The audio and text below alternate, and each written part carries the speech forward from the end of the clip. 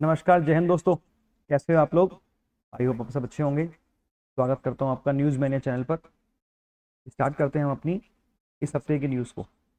तो आपके सामने हेडलाइंस कुछ हैं, तो आप हेडलाइंस पढ़ना चाहो तो पढ़ लीजिए, वरना स्किप करके आगे बढ़ सकते हो। ठीक है, मैंने इन सबको एक एक करके कवर किया है, तो आप देख सकते हैं। पहले न्यूज़ को स्टार्ट करूंगा मैं कोविडशील्ड के साथ, क्योंकि रिसेंटली एक न्यूज़ बहुत कह सकते हैं ना र्यूमर की तरह फैली है, अफवाह की तरह फैली है कि कोविडशील्ड वैक्सीन जिसने लगवाई थी उसको अब बीमारी का सामना करना पड़ रहा है, कुछ लोगों को हार्ट अटैक आ रहा है। तो ये न्यूज़ जो है और जो उसके पीछे सच्चाई है वो सच है या गलत है, और एक्चुअली इसको जिसने बनाया था उस कंपनी के बारे में थोड़ा सा हम आज डिस्कस करेंगे। पहले जान लेते हैं इस कंपनी को जिसने इस वैक्सीन को बनाया था। देखिए, कोविडशील्ड बनाई तो इंडिया की कंपनी ने है, जो सीरम इंस्टीट्यूट है अपने देश का, उसने किया है। लेकिन ये सुन लीजिए, इसे तैयार नहीं किया है हमारी कंपनी ने। इसका कॉन्ट्रैक्ट लेकर हमने इसके डोजेस प्रिपेयर किए थे। ये रिसेंटली एक्चुअली ये कंपनी जो ओरिजिनली है वो है एस्ट्राजेनेका की, जो कहाँ की है, एक ब्रिटेन की कंपनी है, यूके की, यूके बेस्ड कंपनी है ऑक्सफोर्ड एस्ट्राजेनेका। इसने ही तैयार किया था, और इसने जो वैक्सीन बनाने के, यानी वैक्सीन बनती है जो आप देख रहे हो सामने शीशा, आप ये जो देख रहे हो, इसके डोजेस प्रिपेयर करने के लिए साइंटिस्ट वहां के थे, उन्होंने तैयार किया। फिर इंडिया में हमने ये सॉर्ट आउट कर दिया कि हमें इस वैक्सीन के बहुत सारे डोजेस चाहिए। तो सीरम इंस्टीट्यूट इंडिया का था, उन्होंने इसको स्टार्ट किया। और कहानी में आगे क्या आता है, देखिए उस टाइम पर जब कोरोना आया था तो देश में केवल एक वैक्सीन नहीं आई थी। अगर हम नॉलेज के पॉइंट ऑफ व्यू से बात करें, यानी एग्जाम के पॉइंट ऑफ व्यू से, तो आपसे पूछ सकता है दुनिया के अंदर सबसे पहले कौन सी वैक्सीन आई थी। तो आपको याद रखना है रशिया की स्पुतनिक 5। ठीक है, स्पुतनिक कुछ लोग वी कहते हैं, कुछ कहते हैं स्पुतनिक 5। जो वैक्सीन आई थी वो देश की सबसे पहली थी, यानी कहते हैं विश्व की सबसे पहली थी। उसके बाद तो बहुत सारी वैक्सीन आई, एस्ट्राजेनेका आप देख लीजिए, फिर जॉनसन एंड जॉनसन की वैक्सीन आई, फिर फाइजर की आई, फिर मॉडर्ना की आई, यानी सब ने फिर वैक्सीन बहुत सारी आने लगी। देखिए सामने क्वेश्चन न्यूज़ है, AstraZeneca and Serum Institute of India sign licensing deal of 1 billion doses of Oxford vaccine. यानी इन दोनों ने आपस में साइन किया था कि हम 1 बिलियन डोजेज जो है वो तैयार करेंगे। ये पुरानी न्यूज़ है। इंडिया में अगर बात करें, कोविडशील्ड की सबसे ज़्यादा डोजेज लगी थी, यानी सबसे ज़्यादा लोगों को जो वैक्सीन लगी थी वो कोविडशील्ड लगी थी। उसके बाद कोवैक्सीन लगी थी कई लोगों को, और नेक्स्ट कुछ लोगों को लगी थी कोरोवैक्स। और सिंपल है, कुछ ज़्यादा खास नहीं है, आपको याद नहीं करना है, केवल सुनना है। हाँ, अब आते हैं सर आज की न्यूज़ पे जो चल क्या रहा है, कि कोविड क्या रिस्पॉन्सिबल है जो लोगों को जगह जगह हार्ट अटैक आ रहे हैं। कोई डांस कर रहा है तब हार्ट अटैक आ रहा है, या जिम जा रहा है तो हार्ट अटैक आ रहा है। क्या इसके पीछे का रीज़न है? अगर आपको बताऊं एक बात, कि एस्ट्राजेनेका, इससे पूछा गया था कि क्या ऐसा सिम्टम्स जो देखने को मिल रहा है क्या सच है या गलत है, तो उसने भी अपने इंटरव्यू में कहा कि ये बात सच है, कि इसके साइड इफेक्ट होने के चांसेस हैं।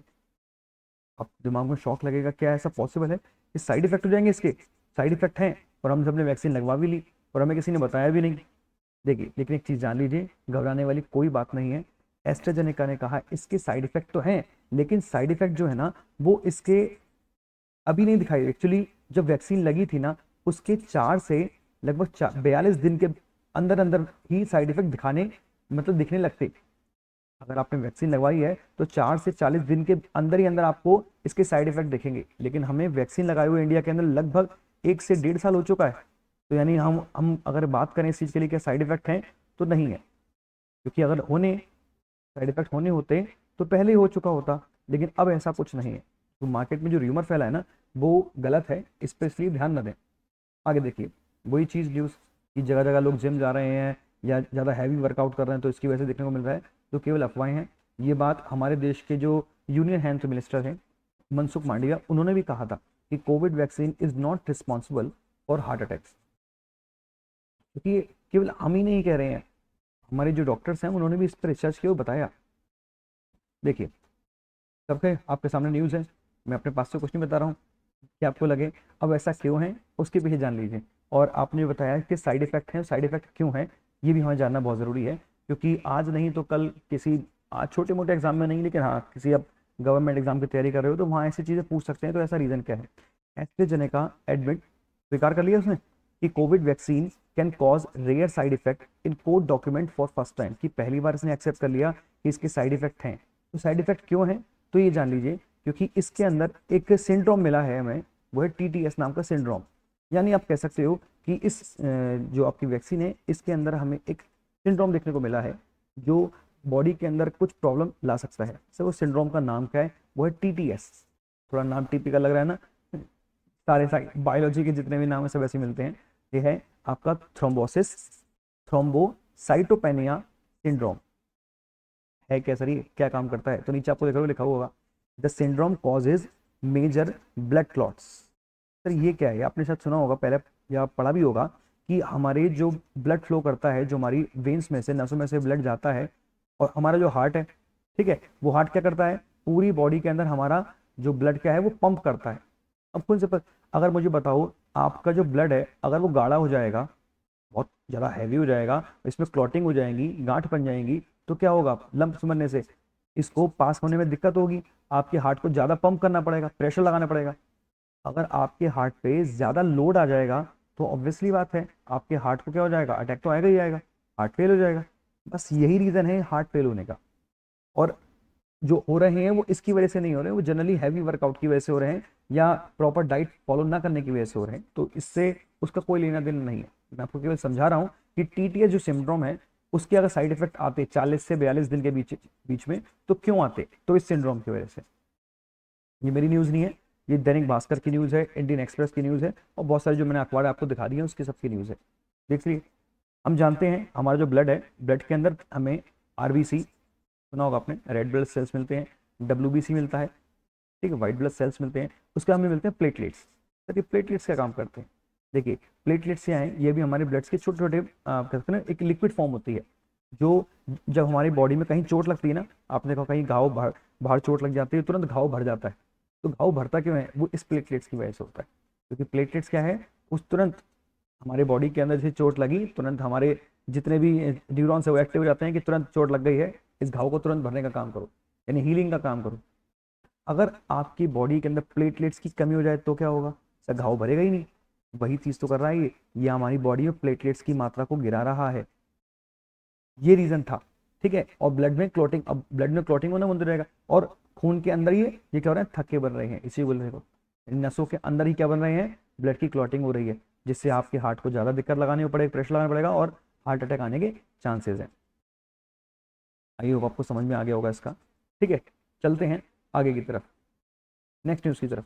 नेक्स्ट है आपका China launches third aircraft carrier. इसको मैंने वो, हालांकि इतना इंपॉर्टेंट था नहीं है, लेकिन मैंने आपको इसलिए बता दिया कि एयरक्राफ्ट क्या होता है, पहले ये भी जान लोगे आज आप, और चाइना ने कौन सा लॉन्च किया है इसका नाम भी जान लोगे। एयरक्राफ्ट कैरियर क्या होता है, क्योंकि भविष्य में इसकी बहुत लोगों को जल्द जरूरत पड़ने वाली है।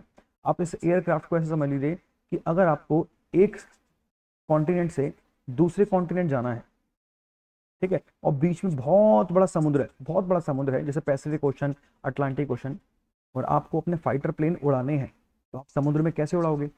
अगर हमें आपको समुद्र के अंदर ही कोई ऐसी हवाई पट्टी या स्ट्रिप मिल जाए जिससे आपका जो प्लेन है या फाइटर प्लेन है तुरंत लैंड कर जाए और या यहाँ से टेक ऑफ कर जाए, तो ऐसा पॉसिबल है? हाँ जी, यही है एयरक्राफ्ट कैरियर। आपको फोटो दिखाता हूँ मैं आपको पहले, ये देखिए, ये दिख रहे हो आप, इनकी लंबाई बहुत लंबी होती है।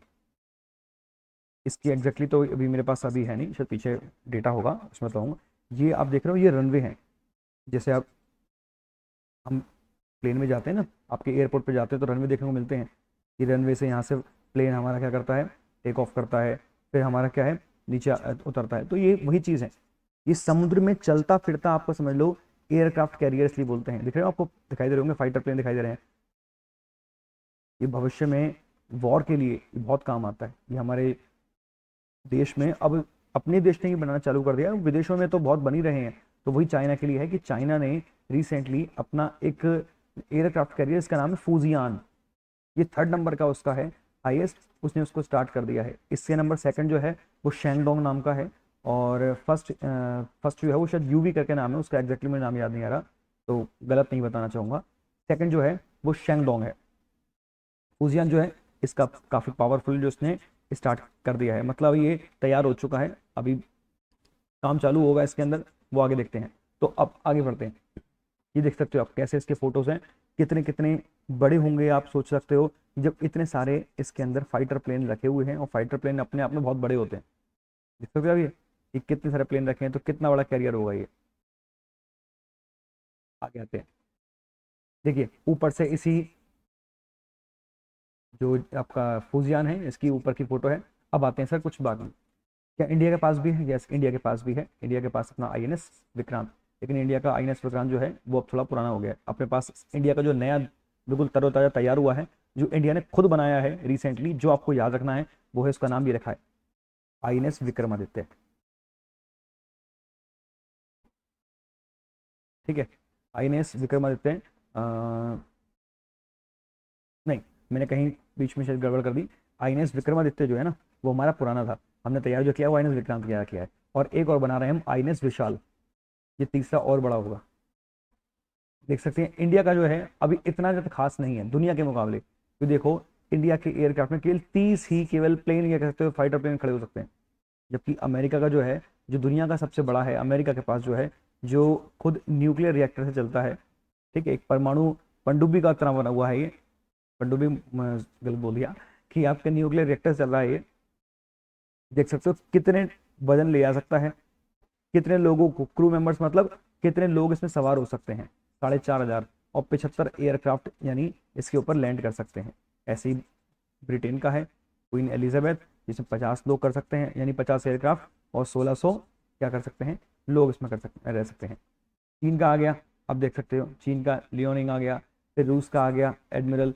ठीक है, शॉल द गॉल फ्रांस का है, उसके बाद आता अपने इंडिया का आईएनएस विक्रमादित्य, और इंडिया का अब तैयार हो चुका है विक्रांत, और उसके बाद आने वाला है हमारा आईएनएस विशाल, जो इन दोनों से बड़ा होगा। ये भी बता देता हूँ कि इंडिया के पास जो विक्रमादित्य था वो इंडिया का खुद का नहीं था, हमने रशिया से लिया था इसे, लेकिन अब जो बनाया है हमने विक्रांत, वो हमारा खुद का बना हुआ है, हमने खुद तैयार किया है। और आईएनएस विशाल जो बन रहा है, ठीक है, वो प्रॉपरली हमारा ही बना हुआ है इंडिजिनियसली, क्योंकि विक्रांत के अंदर कुछ पार्ट जो हैं वो बाहर से हमने परचेज किए थे। अब देखिए कुछ मैंने आपको दिखाए हैं, वो थोड़ा सा आपको इंटरेस्ट आए कि ये क्या क्या है, कितने बड़े बड़े एयरक्राफ्ट कैरियर हैं। देख सकते हो आप, आपके सामने किस किस शेप के हैं और कितने लंबाई हैं। दुनिया का सबसे बड़ा यही है, यूएसएस का है गिरोल्ड आरफोल्ड, एक और है इसका नाम है नेमिड्स, जो काफ़ी बड़ा माना जाता है। आइए, अब सर दिमाग में क्वेश्चन आना चाहिए, क्योंकि मैंने एक्स्ट्रा चीज़ ऐड कर लिया। क्या ऐड किया है कि चाइना ऐसा कर क्यों रहा है सर? चाइना, हम जगह जगह देख रहे हैं चाइना, चाइना का नाम देखने को मिल रहा है, कभी चाइना ये कर रहा है, कभी चाइना ये कर रहा है। तो हम कुल मिला के बात करें ना, चाइना जो है वो पूरी दुनिया पर ना अपना डोमिनेंस करने की कोशिश कर रहा है। आज दुनिया में सबसे बड़ा डोमिनेंस जो है वो किसका है? अमेरिका का है। चाइना चाहता है कि मैं अमेरिका को पीछे करके खुद आगे बढ़ूँ, मैं अपनी खुद की पॉलिसी लेके चलूँ। अब चाइना ऐसा कर कैसे रहा है और किस तरीके से कर रहा है? तो चाइना की जो हरकत है वो बहुत खराब है। चाइना डेट ट्रैप पॉलिसी का यूज़ कर रहा है, मतलब डेट मतलब होता है कर्जा। ये कंट्री जो गरीब देश हैं उनको पैसा देता है, कर्जा देता है, जब वो कर्जा नहीं चुका पाते हैं तो वो उनकी ज़मीन को हड़प लेता है। तो सर कैसे, झूठ बोल रहे हो क्या? नहीं, झूठ नहीं बोल रहा। इसका एग्जाम्पल देता हूँ, अपना एक पड़ोसी देश है, नाम है उसका श्रीलंका, सुना होगा आपने। श्रीलंका में क्या हुआ था, श्रीलंका को चाइना ने पैसे दिए थे लीज पर, यानी सॉरी लोन पे दिया था कि आप अपने देश के अंदर डेवलपमेंट करिएगा। कोरोना आ गया, कोरोना की वजह से भैया वो चुका नहीं पाया, क्योंकि जो श्रीलंका की जो इकोनॉमी है वो चलती है टूरिस्ट से, तो टूरिज्म हुआ नहीं इस बार, यानी टूरिस्ट आए नहीं कोरोना की वजह से, तो उसकी इकोनॉमी डाउन हो गई भाई। लेकिन चाइना को तो पैसा चाहिए, तो चाइना ने क्या किया, चाइना ने एक श्रीलंका का पोर्ट यानी बंदरगाह जिसका नाम था हम्बन टोटा, उस हम्बन टोटा को 99 ईयर्स के लिए उसके जो पोर्ट है, यानी उसका जो शिप पोर्ट है ना, उसे लीज पर ले लिया। मतलब अब 99 साल तक चाइना ही उस पर कंट्रोल करेगा। ये अपने आप में बहुत बड़ी बात है। केवल यही नहीं है, ऐसे बहुत सारे कंट्री हैं जिसने, चाइना ने जिसको लोन दिया है और वो अभी डेट में है। बहुत सारे कंट्री हैं, चाहे लाओस हो गया वो भी डेट में है। ठीक है, और बहुत सारे। अब आपके सामने एक और मैंने आपको मैप दिखाया है, चाइना का मैप है। देख रहे हो चाइना है, यहाँ इंडिया है, फिर यहाँ आपको म्यांमार देखने को मिलता है, वियतनाम। चाइना अब तक चाल क्या चल रहा है, ये है साउथ चाइना सी, ये है साउथ चाइना, चाइना है, चाइना के नीचे साउथ है, तो इसको बोलते हैं हम साउथ चाइना सी। मैं एक बार कलर चेंज कर लेता हूँ तो शायद अच्छे से आपको और क्लियर हो जाएगा। ये है साउथ चाइना सी। चाइना के पास ले देगा यही वाला समुद्र है। चाइना को अगर कुछ सामान भेजना होता है ना, यूरोप में कहीं भी भेजना होता है, ब्रिटेन में, तो चाइना यहाँ से निकलता है। ठीक है, स्टेट ऑफ मलक्का से होते हुए निकलता है और फिर यहाँ से दुनिया में भेजता है, यानी चाइना के पास ले देगा यही है। तो चाइना चाहता है इस साउथ चाइना सी पर केवल और केवल मेरा ही हक होना चाहिए, लेकिन ऐसा पॉसिबल नहीं है, क्योंकि आपको देखिए यहाँ और भी कंट्री बैठी हुई हैं। ताइवान बैठा है, फिलीपींस बैठा है, ब्रुनई है, मलेशिया है, वियतनाम है। इन सब का भी तो यहाँ पर हक होगा नहीं होगा, क्योंकि समुद्र किसी के पिताजी का नहीं है, सबका हक है। लेकिन चाइना चाहता है कि इस पर मेरा और मेरा हक होना चाहिए, इसलिए उसने यहाँ पर 9 डैश लाइन बना रखी, 9 डैश लाइन, यानी ऐसे लाइन उसने पूरा का पूरा टेरिटरी अपने कब्जे में कर रखी है, ये बोलकर कि ये हिस्सा जो है किसी जमाने में मेरे दादा परदादा का रहा होगा, तो ये अब भी मेरा ही रहेगा। क्या करें, ये चीज़ अब है तो है। ये आपको सामने दिखाई दे रहे हैं कुछ आइलैंड्स के नाम, पार्सल आइलैंड, आयरन आयरन है आपका, स्पार्सली है, ठीक है, उसका ये है आपका स्कैरबोग आइलैंड। इन सब पर इसने, चाइना ने खुद का कब्जा किया हुआ है, हालांकि किसी एक का नहीं है, ठीक है। इसमें ताइवान का भी कंट्रोल है, इसमें वियतनाम का भी कंट्रोल है, फिलीपींस का भी है, लेकिन चाइना कहता है ये मेरे के और मेरे ही। इतना ही नहीं, अब आपको अगला मैप दिखाने वाला हूँ, उससे आपको क्लियर हो जाएगा। चाइना ने इंडिया को टैकल करने के लिए, देखिए, क्योंकि एशिया में केवल और केवल चाइना को अगर कोई पीछे कर सकता है तो उसका एकमात्र कंट्री है उसको पीछे करने वाला, वो है इंडिया। हमारा प्यारा भारत है जो चाइना को टक्कर दे सकता है। इसलिए चाइना को अगर हवा खराब होती है तो वो इंडिया से होती है, क्योंकि उसके पीछे तेजी से भागता हुआ आ रहा वो इंडिया ही है। इसलिए चाइना हमारी टेरिटरी, जैसे ना हमें कंट्रोल करने के लिए उसने हमारे चारों तरफ, इंडिया के चारों तरफ ने क्या कर रखा है, सारी कंट्री से टाई अप कर रखा है, और हर जगह पे अपने बेस कैंप बना रखे हैं। इसको नाम दिया जाता है स्ट्रिंग ऑफ पर्ल्स, यानी उसने मोतियों की माला बना रखी है हमारे देश के चारों तरफ। देख लीजिए, श्रीलंका को बताया मैंने आपको, हम्बन टोटा यहाँ से ले लिया, यहाँ आ रही है। पाकिस्तान के अंदर जगह है ग्वादर पोर्ट, ठीक है, ये भी पोर्ट है, ये भी इसने अपने ले रखा है। इस तरफ आते हैं, ठीक है, बांग्लादेश में भी इसका पोर्ट है। यहाँ म्यांमार के अंदर चित्तगांग नाम का पोर्ट इसने ले रखा है, ठीक है, कमर्शियल नेवल बेसिस के पास है, सर्विलांस की फैसिलिटी इसके पास ले रखी है। यहाँ इसने करा कैनाल बना दिया है, यानी कैनाल बनाने की एक प्रोजेक्ट डाली है। ऐसे ही इसने सबको, देखो आप ध्यान देखो, ऐसे यहाँ भी है, ठीक है, ओमान के अंदर भी इसने किया है, दकम, तो बहुत सारी जगह है जहाँ इसने कर किया है। अब डर लगता है इसे सोच के कि सर चाइना हमारे चारों तरफ अगर सबको घेर लेगा तो फिर सर इंडिया की तो हालत ख़राब हो जाएगी। लेकिन साहब ये इंडिया वो अब पुराना वाला नहीं है, अब आज का इंडिया है, तो इंडिया ने भी तैयार करना चालू कर दिया। तो इंडिया ने चाइना को घुमाने के लिए, यानी चाइना को टैकल करने के लिए, इंडिया ने नेकलेस का तैयार बना लिया, यानी डायमंड का नेकलेस बना लिया। एक नाम दिया जाता है स्ट्रिंग ऑफ पर्ल्स, तुम्हारे पास मोतियों की माला है तो क्या हुआ, हमारे पास डायमंड का नेकलेस है। क्या है समझो, मैंने इसलिए मैं आपको दिखाया। इंडिया ने चाइना को घेरने के लिए अपनी फौज तैयार कर ली, मतलब हमने भी अपने बेस तैयार कर रखे हैं सर, यानी ये वो जगह है जहाँ चाइना, सॉरी, इंडिया जो है वहाँ अपनी आर्मी को अपने बेस कैंप बना के रख रखा है कि इन केस कभी चाइना हमारे ऊपर अटैक करने की कोशिश करता है तो हम पीछे से उसके ऊपर कंट्रोल कर सकते हैं। देखो मंगोलिया, हमने यहाँ अपना एयरफोर्स का नेवल बेस बना रखा है। ईरान के अंदर हमारा एक पोर्ट है चाबहार, ओमान के अंदर दकम पोर्ट है, ठीक है, एजम्पशन सिशेल पर एक एजम्पशन आइलैंड है, वहाँ हमने बना रखा है। उसके बाद इंडोनेशिया में सवांग है, सिंगापुर में चांगी है, वियतनाम है, जापान है। हमने इसके लिए चाइना को टैकल करने के लिए माला बना दी है पूरी डायमंड की। आई होप आपको थोड़ा बहुत क्लियर हुआ होगा चाइना से हमारे क्या दुश्मनी है। अब जो न्यूज़ है एक तरह से ये समझ लीजिए थोड़ा सा आस पड़ोस की जानकारी रखने के लिए, कि आज आपको रियलाइज तो एटलीस्ट होना चाहिए कि इंडिया कितना अच्छा हो चुका है। पहले इंडिया कहाँ था और आज इंडिया कहाँ है। कि पहले जो कंट्री इंडिया की इतनी बुराई करती थी, आज वही कंट्री के मंत्री ये कह रहे हैं कि देखिए इंडिया जो है वो ख्वाब देख रहा है सुपर पावर बनने के, और आज हम जो हैं हम भीख मांग रहे हैं। We are begging to avoid bankruptcy, देश को बचाने के लिए हम भीख मांग रहे हैं। ये किसने कहा है, ये पाकिस्तान के एक लीडर हैं, मिनिस्टर, ठीक है, फैजल उल हक, उन्होंने कहा है। मैं वीडियो हालांकि लाया हूँ, हो सकता है शायद ये बीच में करप्ट हो जाए या यूट्यूब कैंसिल भी कर दे इसकी वजह से वीडियो को, तो एक बार देख लीजिएगा। थोड़ा सा है, शायद आवाज़ आ भी जाए और शायद ना भी आए। नहीं आती आवाज़ तो आप एक बार यूट्यूब पे देख सकते हैं, और अगर आवाज़ आई जाती है तो भाई कहना ही क्या, ठीक है। मैं कोशिश करता हूँ अगर चल जाए तो।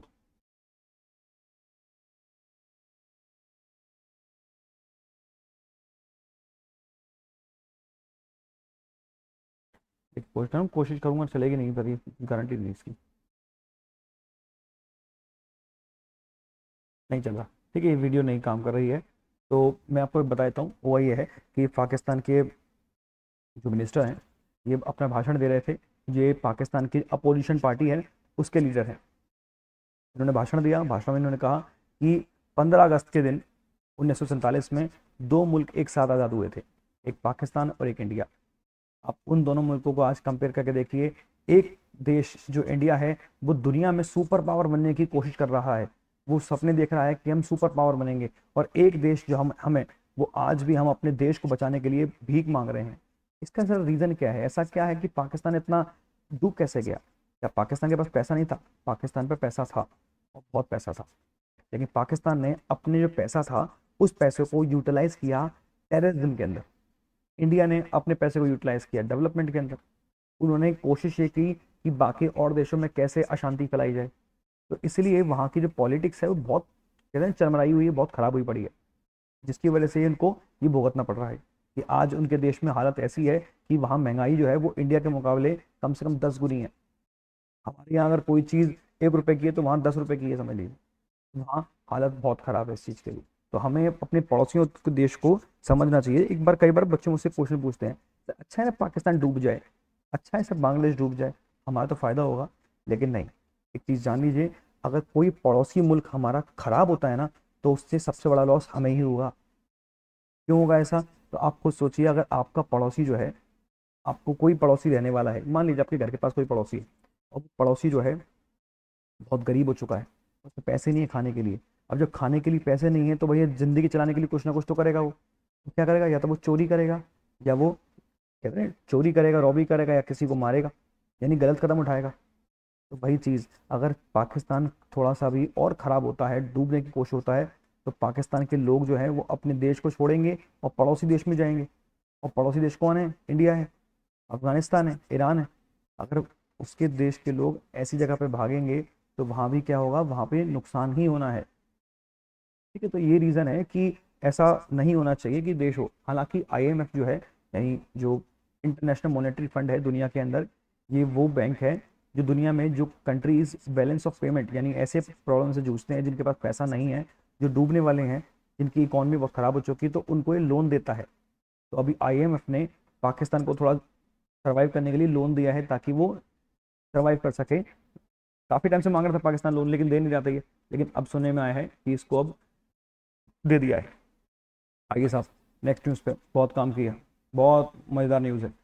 इस व्यक्ति का नाम बताने वाला हूँ। इस व्यक्ति का नाम आपने सुना भी होगा, जिन्होंने नहीं सुना वो आज जान लो। Elon Musk. दुनिया के अगर रिचेस्ट पर्सन की बात करें ना, फोर्ब्स की सूची में, तो पहले तो एक पहले नंबर पे थे, अभी दूसरे नंबर पे हैं। लेकिन सर, चाहे दूसरे पे हो या तीसरे पे हो, चौथे पे हो, लेकिन जो क्या काबिलियत तारीफ करूँ इस बंदे की, क्या क्या चीज़ें हैं इससे, इसने क्या क्या सोच रखा है। ये चलता फिरता आयरन मैन है साहब। तुम कहते हैं ना एवेंजर मूवी में देखते हैं आयरन मैन, और ये इसने हूबहू दुनिया सोची हुई है कि मैं वो दुनिया बनाऊंगा जो मैं रियल चीज़ें हैं नहीं ना, जो मैं हमने रियल लाइफ में देखी हैं, मूवीज़ में देखी हैं, वो रियल में कोशिश करता बनाने की है। क्या है सर? फोटो देखते हैं सर पहले तो उसकी। है कौन जिसकी आप तारीफ कर रहे हो? वो है ये व्यक्ति, एलन मस्क। एलन मस्क अभी हाल ही में चाइना गया है घूमने के लिए। घूमने के लिए नहीं, सॉरी, विजिट के लिए बताता हूँ क्यों गए थे, अभी आगे बात करेंगे। इनका प्लान था, अभी कुछ दिन पहले टीवी में बहुत चर्चा हो रहा था कि एलन मस्क जो है वो इंडिया आ रहे हैं, इंडिया आ रहे हैं, इंडिया आ रहे हैं। 22 से 23 अप्रैल की इनकी यात्रा होनी थी, लेकिन इन्होंने एक दिन पहले कैंसिल कर दिया सडनली। कुछ रहा होगी वजह, सुनने में तो ये आया था, वजह ये रही कि इंडिया के अंदर जो पॉलिटिक्स है अभी वो बहुत उफान पर चल रही है, यानी अभी इलेक्शन हुए नहीं है। इलेक्शन एक बार हो जाते हैं, रिजल्ट आ जाता है, उसके बाद जाके ट्रिप लगा कर आना विजिट। लेकिन ये इंडिया में नहीं आए, ये चाइना चले गए। तो चाइना जाने का बहुत बड़ा रीज़न है, हम उसके डिस्कस करेंगे आज। आते हैं साहब, पहले जान लीजिए दुनिया की टॉप 10 रिचेस्ट कंट्री में नाम, कंट्री में पर्सन का नाम आता है एज पर फोर्ब्स। फोर्ब्स की लिस्ट आती है। फोर्ब्स एक आपका ऑर्गेनाइजेशन है जो दुनिया में सबसे अमीर लोग हैं ना उनकी तैयारी करती है, उनको तैयार करती है, बता मतलब उनकी लिस्ट बनाती है। पहले व्यक्ति हैं वो है बर्नार्ड आर्नोल्ड, जिनकी जो बिलियन वर्थ है वो 210 बिलियन की है। फिर आते हैं दूसरे एलन मस्क, तीसरे जेफ बेजोस अमेजोन के मालिक। फिर आते हैं आपके फेसबुक के मालिक मार्क जुकरबर्ग। फिर आते हैं ओरेकल के लैरी एलिसन। फिर आते हैं लैरी पेज गूगल के फाउंडर। फिर सरगरी ब्रिन जो आते हैं। ठीक है, ऐसे ही वॉरेन बफेट, बिल गेट्स और स्टीव क्या वॉलमर। इतने अमीर हैं ये लोग, सोचने वाली बात है। लेकिन मैं बात करूँगा एलन मस्क की, क्योंकि इसी के बारे में बात करनी है मुझे। तो ये तो हमने जान लिया इसके बारे में कि अमीर है। तो ये सर करता क्या है? तो देखो एक बार कि कितनी कंपनियों का मालिक है ये। वो कंपनियां हैं जो आपको दिखा रहा हूँ, जो टॉप पे कंपनियां हैं। कंपनी और भी है इसकी। पहली कंपनी जिसके बलबूते पे उठा हुआ है वो है स्पेस एक्स। क्या धमाकेदार बंदा है ये। इसने ऐसे रॉकेट तैयार किए हैं जो स्पेस में जाएंगे एज इट इज, और एज इट इज लौट के वहीं आ जाएंगे जहां से निकले थे। मतलब पहले जो रॉकेट जाते थे आपने देखा होगा कि रॉकेट ऊपर गया, उसका सिलेंडर निकलते निकलते निकलते उसके आधा पार्ट तो नीचे गिर जाते थे समुद्र में, फिर उसे बटोरते रहो। और जो मेन पार्ट था, जो आपके इंजन जो रॉकेट का ऊपर का हिस्सा था जिसमें सैटेलाइट थी, वो ऊपर चले जाता था। लेकिन इसने तैयार किया नहीं नहीं नहीं भाई, मैं किसी चीज़ को वेस्ट नहीं करूंगा, मेरा रॉकेट एज इट इज ऊपर जाएगा और एज इट इज नीचे आ जाएगा। ये पहली कंपनी, प्राइवेट कंपनी जिसने तैयार किया है। फिर आता है टेस्ला। दुनिया की सबसे ई व्हीकल फास्टेस्ट जो है वो टेस्ला है। ठीक है, ऐसी द बोरिंग है। नेक्स्ट है न्यूरालिंक। ये न्यूरालिंक क्या, इसने ये भी तैयार किया है। इसने न्यूरालिंक में क्या तैयार किया है, ये एक प्रोजेक्ट पर काम कर रहा है जिसका मेन मोटिव ये है कि ये लोगों के दिमाग में चिप लगाने वाला है। मतलब इसने ट्रायल किया था अभी कुछ दिन पहले बंदरों पे, और लोगों पे भी किया। एक व्यक्ति पे भी ट्राई किया, वो सफल हो गया। यानी जिन लोगों के ब्रेन में दिक्कत है या बोन मैरो में दिक्कत है, या जो लोग सिर्फ कुछ नहीं कर पाते, तो उनके दिमाग में चिप लगा देगा ये। यानी भविष्य में जो है इंसान को अमर करने का प्लान तैयार कर रहा है ये। फिर आपका आर्टिफिशियल इंटेलिजेंस पे काम कर रहा है। और दूसरा नेक्स्ट, ये तो आप सब जानते हो ट्विटर के बारे में। पहले ट्विटर की चिड़िया हुआ करती थी, चिड़िया उड़ गई क्योंकि पहले जो जैक डॉर्सी थे उसके मालिक, उन्होंने अपनी कंपनी बेच दी इनको। तो इन्होंने नाम रख दिया इसका नाम ट्विटर से हटा के एक्स। ठीक है, इसे ट्विटर ही है। फिर आपका है उसका मस्क फाउंडेशन है, जिप2 है, पेपल है, ओपन एआई है, सोलर सिटी है। इनकी सभी कंपनी है। काम क्या कर रहे हैं देख लीजिए सर। बोरिंग कंपनी है, यानी कंस्ट्रक्शन का काम कर रही है, जो लॉस एंजलिस के अंदर ट्रैफिक को कंट्रोल करने टनल बना रही है। इसके अलावा न्यूरलिंक मैंने आपको बता ही दिया है। ट्विटर हो गया। हेड स्पीच फॉल्कन हैवी, यानी हैवी फॉल्कन हैवी जो रॉकेट है बताया था ना स्पेस एक्स का, उसका तैयार किया है। तो सर क्या खतरनाक बंद नहीं है, ये बहुत काम कर रहा है। अब सुनिए क्या है। आते हैं न्यूज़ पर, इनके बारे में जान लिया। आते हैं न्यूज़ पर। भाई मेरी स्पीड अगर तेज़ चल रही हो ना, तो आपके पास नीचे स्पीड का ऑप्शन आता है यूट्यूब पर, उस पर स्पीड को कम कर लेना, 0.75 पे कर लेना। क्योंकि अगर मैं स्लोली स्लोली पढ़ाऊंगा तो मेरा ही लेक्चर बहुत लंबा हो जाएगा। ठीक है। बाकी कोई दिक्कत कहीं लगती है आपको कि सर यहाँ प्रॉब्लम आ रही है, समझ नहीं आ रहा है, तो आप कमेंट बॉक्स में डाल देना, मैं नेक्स्ट टाइम उसे कवर कर लूँगा। और दूसरा, मुझे बोलना ना पड़े, अगर अच्छा लग रहा हो तो मेरा मोटिवेशन के लिए आप लाइक और सब्सक्राइब और शेयर कर दें। ठीक है, वो अच्छा नहीं लगता कहना, लेकिन केवल न्यूज़ के लिए आया हूँ। लेकिन ये अगर लाइक करते हैं तो मुझे ये फील होगा कि हाँ आपने चीज़ों को पसंद किया है। चलिए, तो क्या कहा मैंने, days after differing India visit. India को मना करने के पहले के बाद ये बात है, Tesla CEO Elon Musk visit in China. India को मना कर दिया, और अगले दिन ही इंडिया को मना भी क्यों किया था, ये कहा था कि अमेरिका में मुझे बहुत इंपॉर्टेंट काम है इसलिए मैं नहीं आ सकता। और अगले दिन ही, कुछ दिन बाद ही चाइना पहुंच गया भाई साहब। अब काम नहीं था, क्यों पहुंचे ये जाना जरूरी है। देखो ये चीज़ जान लो, जो टेस्ला है ना, टेस्ला की अगर कार की बात करें, दुनिया में सबसे ज़्यादा जो है वो चलती है कहाँ, अमेरिका में, क्योंकि अमेरिका की कंपनी है। लेकिन अगर इसके बाद कहीं चलती तो वो चलती चाइना में। चाइना में लगभग लगभग 15 से 17 लाख कार जो है वो टेस्ला की घूम रही हैं। तो इसलिए क्या था, नहीं, जब ऑलरेडी चाइना में कार है तो फिर गया क्यों था सर ये। इसका कहना ये था कि चाइना की जो सरकार है वो चाइना के अंदर टेस्ला बैन करने वाली है। यानी इसको बंद करने का प्लान बना रही है कि टेस्ला की कारों को बैन करो। क्यों करो, ये जानने वाली बात है कि ऐसा क्या करा है इसने कि बंद कर रही है। ये एक प्रोजेक्ट पर काम कर रहा है। ये टेस्ला का जो मालिक है एलन मस्क, ये एक ऐसी कार तैयार कर रहा है जिसे बोलते हैं रोबो टैक्सी। रोबो टैक्सी, वो खुद चलेगी साहब, आपको चलाना ही नहीं है, उसके अंदर केवल बैठना है आपको। और आपको कहते हैं सेल्फ ड्राइविंग, वो खुद ही सब कुछ काम करेगी, आपको कुछ करना ही नहीं है। सुपर चार्ज स्टेशन कह रहे हैं, तो इंडिया में भी ये चीज़ आ चुकी है फिलहाल कि हम इलेक्ट्रिक व्हीकल आ गई हैं। लेकिन इंडिया के अंदर ना जो चार्जिंग स्टेशन है वो इतने बने नहीं हैं। और यही हमारा जो सबसे बड़ा ड्रॉबैक है, जो हम इतनी जल्दी इसको एक्सेप्ट नहीं कर पाए हैं। हालांकि ये चीज़ धीरे धीरे बढ़ेगी, जैसे ही हमारे पास भी और कंपटीशन आएगा। लेकिन अभी हमारे पास ई व्हीकल का कंपटीशन जो फोर व्हीलर में है वो नहीं है। सबसे ज़्यादा जो अभी ई व्हीकल बिकी है ना हमारे देश में, अगर बात करें लास्ट ईयर, तो वो थ्री व्हीलर थी, जिसमें ई रिक्शा सबसे ज़्यादा वो बिकी है। फिर टू व्हीलर बिका है, फिर फोर व्हीलर हमारे देश में बहुत कम बिका है। तो हम बात करें अगर सबसे ज़्यादा कार दुनिया में चल कहीं रही है सुपर चार्ज स्टेशन के साथ, तो वह है यूएसए, फिर चाइना। कितने ज़्यादा हैं जो 2000, और कनाडा में तो सर बहुत कम है। इंडिया का नाम दिखाई नहीं दे रहा, इंडिया का तो कहीं भी।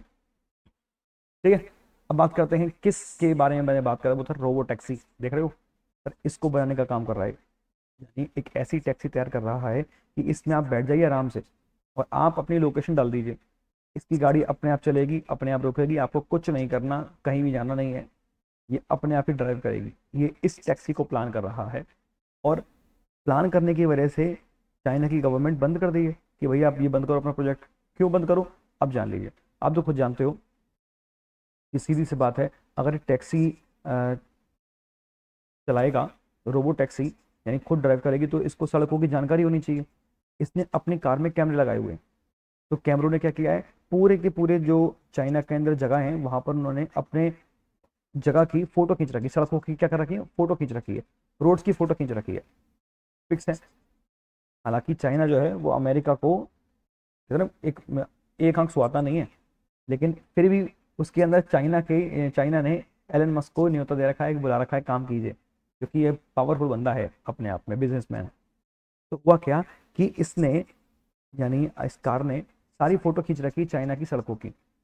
अब चाइना वो एलन मस्क चाहते हैं कि मैं इन कारों को वापस ले जाऊं अमेरिका, और ये जो टेक्नोलॉजी है सेल्फ ड्राइविंग वाली वो लेकर आ जाऊंगा। लेकिन चाइना नहीं चाहता कि ये कार यहाँ से वापस यूएसए जाए। क्यों? सिक्योरिटी मैटर करता है सर। सिक्योरिटी की तरफ से चाइना चाहता ही नहीं है कि अमेरिका को मेरी कोई भी चीज़ की खबर मिले। और इसने, यानी एलन मस्क की कार ने पूरे के पूरे देश की फोटो खींच रखी है, और ये मैं भेज दूँ कार को वहाँ अमेरिका, कि भाई मानो ना मानो कुछ नहीं पता, हो सकता है ये सारे के सारी फोटोज जो है वो अमेरिका की गवर्नमेंट को दे रहा हो, यानी सब डेटा जो है वो लीक कर रहा हो। आप विश्वास नहीं करेंगे, एलन मस्क की जितनी भी कार है ना, उन सब कार को बैन कर दिया है उन सब सरकारी जगह पर जहाँ पर चाइना के सरकारी काम होता है, या डिफेंस सेक्टर बैठते हैं, सारे जो जो मेन सिक्योरिटी पर्पस की जगह थी ना, उस सब जगह बैन कर दिया है। इसीलिए फटाफट पहुंचे भाई साहब ये वहाँ चाइना के अंदर, ताकि बैन ना हो जाए। मैंने वीडियो लाया तो हूँ, देखो कोशिश करता हूँ भैया अभी चल जाए तो चल गया, तो भैया आपका ठीक है, एक बार कोशिश किया, चल गया, ये चल गया, चलिए चल जाएगा। देखो कैसे काम चलेगा, चला दिएगा आप, ध्यान से एक बार देखना, एक बार सामने आपने डाल दिया, लोकेशन डाल दी, और बिना आपको ड्राइव किए कुछ नहीं करना है, आप केवल बैठना है, गाड़ी अपने आप जाएगी, अपने आप रुकेगी, जिस जगह पर जाना है सड़क पर अपने आप घूमती रहेगी। अब खुद सोचो, रेड लाइट पे अपने आप रुकी, खुद चल पड़ी। तो ये खुद ब खुद सब कुछ तैयार कर रही है, ये काम कर रहा है एलन मस्क। ठीक है, लोगों की नौकरी खाने का काम कर रहा है, जो पहले ड्राइवर के पास नौकरी थी ये अब उसे भी खा जाएगा। तो ये काम है, इसकी वजह से सिक्योरिटी बहुत ब्रीच हो सकती है, सिक्योरिटी खराब ना हो, इसलिए चाइना ने बोल दिया है। आता है उसके बाद न्यूज़, जो अब छोटी छोटी न्यूज़ हैं, बहुत बड़ी न्यूज़ नहीं है। पहला है आपका 8 रेलवे स्टेशन तैयार किए हैं, यानी पहले भी काम हो रहा था, इंडिया में बहुत सारे रेलवे स्टेशन का नाम बदला गया था, तो अब फिर से वही चालू हो गया भैया, फिर से नेम स्टेशन चालू हो गए हैं। तो एग्जाम पॉइंट ऑफ व्यू से एक बार देख लीजिएगा, ये सारे यूपी के हैं। उत्तर प्रदेश के जो फुर्सतगंज पहले स्टेशन था, अब उसका नाम टोपेश्वर नाथ धाम हो गया है। जो पहले कासिमपुर हॉल्ट था वो जैस सिटी बन गया है। जो जैस सिटी था वो गुरु गोरखनाथ धाम बन गया है। जो बानी था वो स्वामी परमहंस बन गया है। मिसरौली का नाम माँ कालीकंठ धाम बन गया है। निहालगढ़ महाराजा बिजली पासी बन गया है। और अकबरगंज जो है वो माँ कालिका धाम बन गया है। तो ये चीज़ें थी। आइए नेक्स्ट है, कोई एग्जाम के पॉइंट ऑफ व्यू से इंपॉर्टेंट है ये भी, कि अभी जो हमारी नेवी है ना, आपने सुना होगा आर्मी, नेवी, एयरफोर्स, तो नेवी के जो एडमायरल, यानी सबसे ऊंची जो पोस्ट होती है ना एडमायरल, उनको बनाया गया है दिनेश त्रिपाठी को। याद करना है आपको, कि नेवी के सबसे पहले चीफ से कह सकते हो कि एडमायरल कौन है। मैं एडमायरल क्यों, क्योंकि नेवी की सबसे ऊंची जो पोस्ट होती है वो होती है एडमायरल की। तो उनको बनाया है दिनेश त्रिपाठी को, पहले हरि कुमार थे, अब दिनेश त्रिपाठी को बनाया गया है। ये आपके सामने है। पहले लेकिन एडमायरल हरि कुमार हुआ करते थे, जो रिटायर हो गए हैं, अब उनकी जगह दिनेश त्रिपाठी को बनाया गया है। आगे चीज़ें, मैंने तीनों चीज़ों पर एक साथ जोड़ा है। इंडियन नेवी, अभी मैंने बताया था। पहली चीज़ आपसे पूछ सकता है इनका लोगो क्या है, यानी इनका कहते हैं ना जो एम्बलम है, जिनको कह सकते हैं, इनका जो नाम है प्रॉपरली मोटो कहते हैं, वो है शम नो वरुणा। ऐसी एयरफोर्स का है, वो है आपका नभा स्पर्शम दीपम। ठीक है, तो ये देखो, ये छोटी छोटी चीज़ें हैं जो हमें आपको याद रखनी है। ऐसे इंडियन आर्मी का जो है वो है सेल्फ रिपोर्ट सर्विस, यहाँ लिखा होगा नाम, सर्विस बिफोर सेल्फ, ये सर्विस बिफोर सेल्फ, यानी सेवा परम धर्मा। ये पहली चीज़। दूसरा, सर ये किस दिन मनाते हैं आर्मी डे, तो आपने 15 जनवरी का नाम सुना होगा। 15 जनवरी को हम आर्मी डे मनाते हैं। ठीक है, 8 अक्टूबर को मनाते हैं हम एयरफोर्स डे। और यहाँ है था दिसंबर 4 दिसंबर को, 4 दिसंबर को मनाते हैं हम नेवी डे। ठीक है, अब इनके जो मैंने चीफ बता दिए आपके कौन है, अभी लिखवाया था दिनेश त्रिपाठी। दिनेश त्रिपाठी जो है वो इनके एडमायरल है, याद रखना है। एयर मार्शल की बात करें, सबसे बड़े जो है अभी जो इस वक्त है वो है विवेक राम चौधरी, विवेक राम चौधरी। ठीक है, और इंडियन जो एयरफोर्स इंडियन आर्मी के जो है वो है मनोज पांडे। हाँ, जहाँ तक मुझे याद है मनोज पांडे ही है, मनोज पांडे, ये आपको याद रखना है। और एक चीज़ और, इन सब तीनों सेनाओं को लीड करने का काम जो है वो है सीडीएस के पास, चीफ डिफेंस स्टाफ। इसका नाम बहुत काम का है, इसका नाम याद रखना भैया। कलर चेंज कर लूँ अगर हो जाए तो मुझसे, इसमें नहीं हो रहा तो सीडीएस जो है वो याद रखना है अनिल चौहान, अनिल चौहान जो अपने देश के सीडीएस हैं। ठीक है, जो तीनों सेनाओं को कोऑर्डिनेट करने का काम करते हैं। आइए नेक्स्ट चलते हैं, नेक्स्ट न्यूज़ पे। दुबई का दुनिया का सबसे बड़ा एयरपोर्ट बनने वाला है साहब, सुन लो। हाँ, जिसको जाना हो घूमने के लिए निकल जाना। दुबई के अंदर बन रहा है अल मखतूम इंटरनेशनल एयरपोर्ट, जिसके अंदर आप विश्वास से डिज़ाइन देखो कितना तगड़ा डिजाइन बना है। ये एयरपोर्ट का है, ये अपने आप में सिटी से कम नहीं है जो तैयार किया है। 260 मिलियन पैसेंजर्स की कैपेसिटी है इसकी, एक दिन के नहीं, एक साल के अंदर इतने पैसेंजर ट्रेवल कर सकते हैं। अगर अभी बात करें ना, अभी कितने ट्रैवल कर रहे हैं, तो अभी लगभग जो ट्रैवल करें शायद 6 मिलियन या 10 मिलियन के आसपास जो है वो लोगों ने ट्रैवल किया है। आप लोगों को 260 मिलियन का टारगेट रखा हुआ है, क्योंकि दुबई आप जानते हो एक गल्फ कंट्री है, उसके पास खुद का ऐसा और कुछ नहीं है। तेल एक टाइम आने के बाद तेल निकलना भी बंद हो जाएगा। तो अपनी इकोनॉमी को चलाने के लिए दुबई, सऊदी अरब, गल्फ कंट्रीज ने नया काम चालू कर दिया है। टूरिज्म को बढ़ावा देने के लिए उन्होंने ऐसे ऐसे प्रोजेक्ट लॉन्च कर दिए हैं, जिससे हम कहते हैं ना कि लोग घूमने के पर्पज से जाएं और पैसा मिले खूब। ठीक है, फिर आता है आपका, कुछ नहीं आता, फिर आपका थैंक यू आता है। ठीक है, आपको अच्छा लगा हो, पसंद आया हो तो लाइक शेयर सब्सक्राइब जरूर कर देना। ठीक है, ताकि अगली न्यूज़ में आपको मिल जाए। सैटरडे को फिर मिलते हैं, मुलाकात करते हैं। Bye bye, have a nice day.